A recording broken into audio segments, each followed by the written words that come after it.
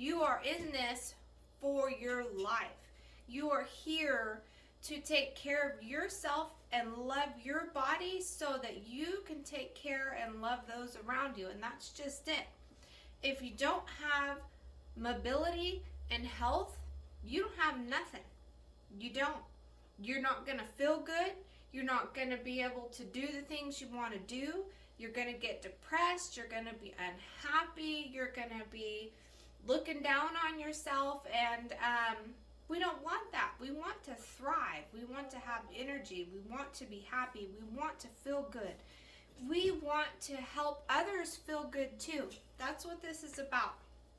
So if you've been in this group and you're just watching and you haven't had the courage to get started yet, let's do this, because everybody has to start somewhere. No one starts at a certain level. Like, I know a lot of you guys probably see some of the stuff I do and you're like, oh my gosh, that's crazy. You know, I'm not doing that. No, I don't want you to do that. I'm doing that because that's where I'm at. But I didn't start there. At my heaviest weight, I was 227 or 228 pounds. I wore a 42 triple D bra, and that was pushing it. I think I was a size 18, 19. Like, I was obese. And I felt like crap. And I could lose the weight, but I couldn't do it correctly, so it wasn't sustainable, so I felt like shit. I was starving myself. I was doing a ridiculous amount of cardio. I lost all the muscle I had. I trashed out my metabolism. It wasn't about being healthy. It was just about getting skinny and being skinny. Well, let me tell you something. That's not what it's about. It's about being healthy. It's about having mobility. It's about growing old and being able to enjoy your life because you took care of your body. And it's never too late to start.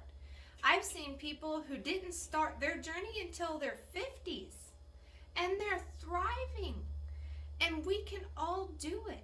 We just have to work towards it. And what that starts with is loving yourself enough to give a shit. You got to love your body and yourself enough to care. It's not about all or nothing. That way is, no, it's not going to work. You cannot just jump in head first and cut out all the food groups, cut out all your calories, run your body into the ground trying to work out. There's a balance. You have to have a balance to make it sustainable. I can't work out 6 days a week. Half the time I don't even work out 5 days a week. Some of you guys think I work out 30 days a month. The hell no. I work out maybe 3 or 4 times a week. That's max. If I get 5 days a week, that's pushing it. My body needs recovery time. I need time to balance my family life. I need to be able to clean and cook and have energy for my family. And if I'm doing that, I'm not going to have no energy. So what we're going to do is we're going to start slow. And that's exactly how I started. I started slow. Like, sure, I've jumped in and I've done some crazy stuff, but it didn't work. It wasn't sustainable. So what I want to show you right now is this challenge is about weight training. Why weight training? Because weight training is so important for your muscles. As we age, we lose so much of our muscle every decade. When you lose muscle, guess what? Your bones get brittle. Muscle helps maintain the strength in your bones. That's very important. It also helps regulate your thyroid, which regulates your hormones, and it just keeps you healthier altogether. So we want to take the focus off of losing weight and put the focus on gaining muscle. You're not going to get big. You're not going to bulk up. You're going to speed up your metabolism. You're going to notice that your body composition is completely changed. And you're just going to be like, whoa, I can't believe my whole life I've focused solely on just getting skinny and not even thought about what it would be like to actually be healthy, because that's the goal, is to be healthy. It's not to be skinny. It's not to look good. It's to be healthy. And to be healthy, you need to be physically active and you need to have mobility. So I have this chair here. And what I want to show you is some of you are physically able to do regular squats right now, but I'm pretty sure some of you guys aren't. When I first started doing these squats, I would use a chair for safety, because safety comes first. You do not want an injury. You want to keep your body constantly to where you can move. And if you can't move and you're out with an injury, not only is that disheartening, but mentally you're just going to give up, and we don't want to do that. So I want to show y'all right now how to do squats with a chair, because this challenge is about strength training 3 days a week. And I'm not talking about 2-3 hours in the gym. I'm talking about 10 minutes with a weight. You don't have a weight? Use a gallon of milk. Use some canned goods. It does not have to be anything crazy. So, squats. You can get a squat in anywhere, anytime, whenever you want. When you go to the bathroom, when you're sitting on the toilet, when you reach down to pick up your shoes. But what we want to focus on is we want to focus on our form. If you don't have correct form, you might as well not even do it. If you're losing your form, come out of it. Don't do it. Take a break. Then try to go back into it, because overall form is the most important. So get your chair. This is something nobody ever taught me, and I think that it's very important that people just share this knowledge, because everybody should know this. When you do a squat, you have this hip hinge right here. See how that works? Your hips hinge back and forth, just like a swinging door. When you go into a squat, you want to hip hinge first. Then you want to go into your squat and stay in that position. You want to hold your chest up like this. You want to keep your tummy pulled in right here like this. And then you come right back up. So if you're not comfortable doing this by yourself, use a chair. Try it again.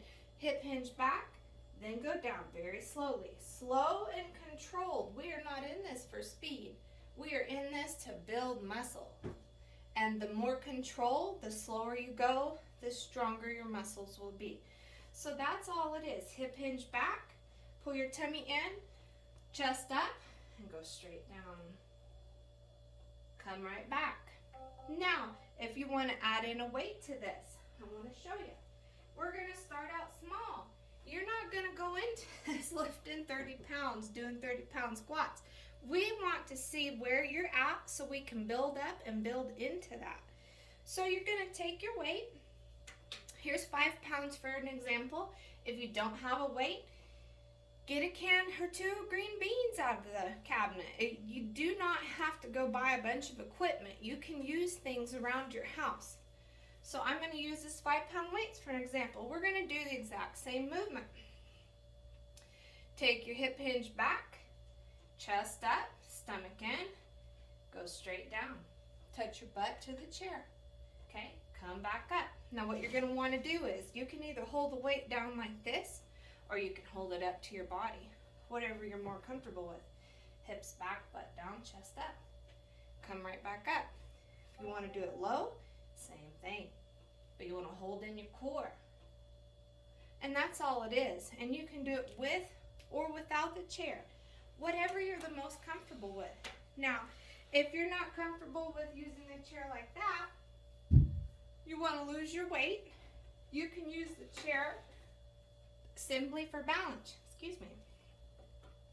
Hold the chair. You do hip hinge back, all the way down, and come back up. Keep your chest up, tummy in. Now remember, you don't have to go super low. This is still considered a squat. You do not have to go all the way down. But if you have that mobility, go down all the way and come back up. And everybody's different. Everybody's hips are different. So your stance, you may have wider legs, or you may have them closer together. You may have them facing forward, or you may have your feet splayed out. It just depends on how your hip mobility is. But this is something we can all work on. And just that little bit got me breathing. So you do not have to hit the ground running. You can start slow. And it's the same thing with planks or push-ups. I still have trouble doing full push-ups. I have to use modified push-ups a lot of the times because I just don't have that core strength yet. But as long as I keep challenging myself, I will continue to get stronger and stronger and stronger. And so can and will you. So listen, give it a go. Don't be afraid to fail. You're not failing unless you completely give up and you stop trying. That's when you're failing. And you're not only failing yourself, you're failing your family and those around you. Because without your health and mobility, you cannot help and love the people in your area. You cannot be there for them if you are sick. So let's take care of ourselves. Let's jump on this. Even if you're just doing a few squats a day, every other day, every 3 days. Let's get our bodies in motion, ladies. We can do this, okay? Come on.